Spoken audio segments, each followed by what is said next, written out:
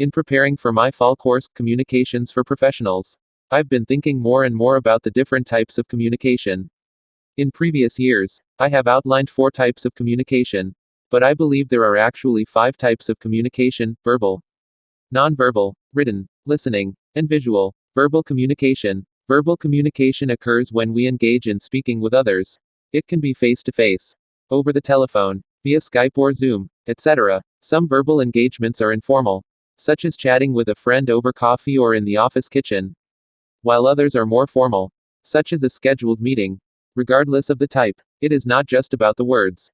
It is also about the caliber and complexity of those words, how we string those words together to create an overarching message, as well as the intonation, pitch, tone, cadence, etc., used while speaking, and when occurring face to face.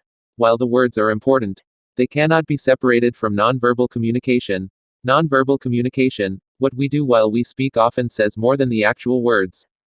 Nonverbal communication includes facial expressions, posture, eye contact, hand movements, and touch. For example, if you're engaged in a conversation with your boss about your cost-saving idea, it is important to pay attention to both their words and their nonverbal communication.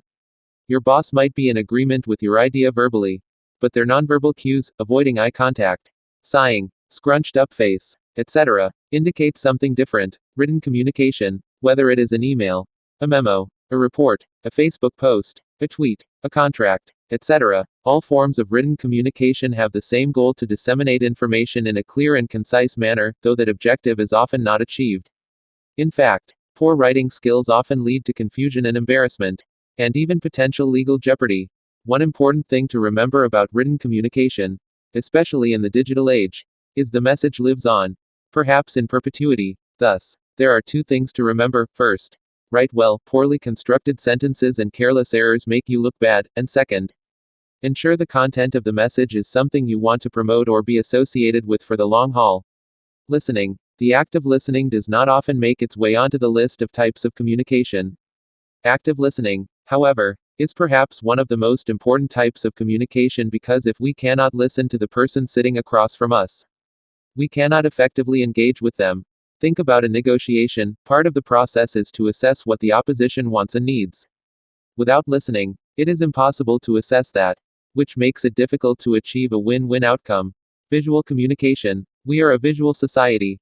Think about it. Televisions are running 24/7.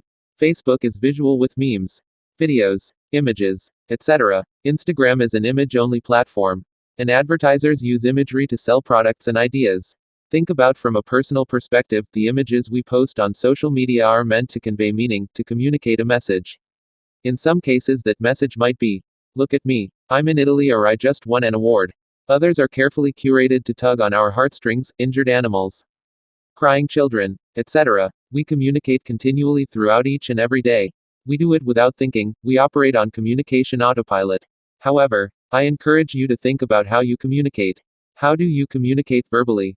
What nonverbal cues do you use when you are disinterested, excited, nervous? Are you a good listener? Can you write a concise, clearly articulated message? Are there barriers to how you communicate effectively? Understanding how you communicate is the first step to communicating more effectively. You can easily look online for communication courses. There are a variety of credit and non-credit courses available to help you improve your communication skills, including our non-credit series,